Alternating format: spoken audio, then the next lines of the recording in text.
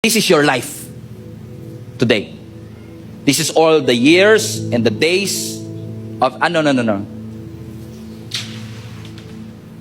This is your life. This is how short your life is. This is eternity after this life. Nakita mo to? Ito yung pinanganak ka. Ito yung nag-grade 1 ka.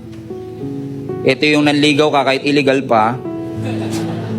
Ito yung grade 6 graduate ka. Ito yung nag-high school ka. Nag-college ka, pero hindi mo natapos, nagtrabaho ka kagad. Nagkaasawa ka dito. Ngayon, senior citizen ka na, dito. Hindi mo sure kung hanggang kailan tatagal lang yung buhay. This is how short our life is compared to eternity. And listen folks, after this, hindi ka lang basta mawawala sa mundo. May magpapatuloy na buhay. So either a life of suffering or a life with God. Either way. Because this is short. This is long. And nakakalungkot mang isipin na marami sa atin nag-iipon, nagtatrabaho, gumagastos para sa buhay na ito. Inuubos natin lahat ng dedikasyon natin para dito. Na hindi natin kala natin masyado pa kasi tayong malakas, masyado pa tayong magaling, masyado tayong talented, masyado tayong mayaman. Na-enjoy natin ang buhay na ito na nakalimutan natin. There is a life after this. And guess what? Jesus, when He rose again from the grave, hindi lang ito yung inayos niya sa'yo. Ito actually ang unang inayos ng Diyos. Na magkaroon tayo ng access dito sa buhay na kasama si Jesus.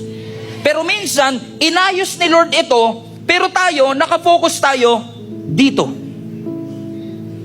Lahat ng pananaw natin sa buhay, desisyon natin sa buhay, lahat patungkol dito. No wonder, minsan tinatamad ka magsimba, tinatamad ka mag-pray, tinatamad ka magbasa ng Bible. Hindi ko po kita hinuhusgahan. Wala lang po kasi tayong perspective na mahaba po ang buhay. But what you do here, your relationship with God here, will determine if we will have an eternity with our God. So folks, I want to remind you today, the grace of God came, He arrived, He saves us, and He lived para lahat po tayo ay magkaroon ng magandang eternity kasama ang ating Panginoon. My challenge to you is this. Walang guarantee na nandito ka pa. Wala tayong guarantee nandito ka pa. Baka yung iba sa inyo nandito na. Kasi walang pinangako si Lord na bukas may extend pa to. So hindi natin alam kung nandito na ba tayo. Yun ang nakakatakot sa death. Hindi natin alam. Malakas na malakas pero kinabukasan. Kasama mo pa, kumakain pa kayo, hindi mo alam.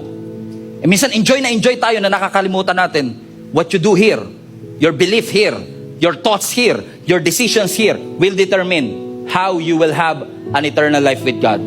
So I want to challenge you today, church. Make the most of your life. Prioritizing God. Huwag mo ipagpalit ang eternal sa temporal. Huwag mo ipagpalit ang ultimate sa immediate. Lagi mong i-prioritize na magkaroon ka ng investment dito sa buhay na meron tayo. And you don't have to sacrifice all of this para sa saya na meron dito. Anong gusto ninyo? Masaya po kayo dito, pero magsisisi kayo rito. O di baling magsasuffer ako ng konti, magtitiis ng konti, mananampalataya, ibibigay ang buhay sa Panginoon para magkaroon ako ng magandang kinabukasan. Paano pastor? Pagkatapos niyan, wala naman talagang buhay after. Paano pastor? Kung wala naman talagang Diyos after this? Well, pag ako namatay, tas walang Diyos, edi wala. Ikaw, naniniwala kang walang Diyos, tas pagdating mo sa langit, meron. Mas malaki yung risk mo kaysa sa risk ko. Amen? I would rather believe in God knowing na ang ating Panginoon will take care of it. Jesus is indeed alive. Palapakan natin ang Panginoon. Come on, stand to your feet. If I remember correctly, it was Francis Chan who did this first.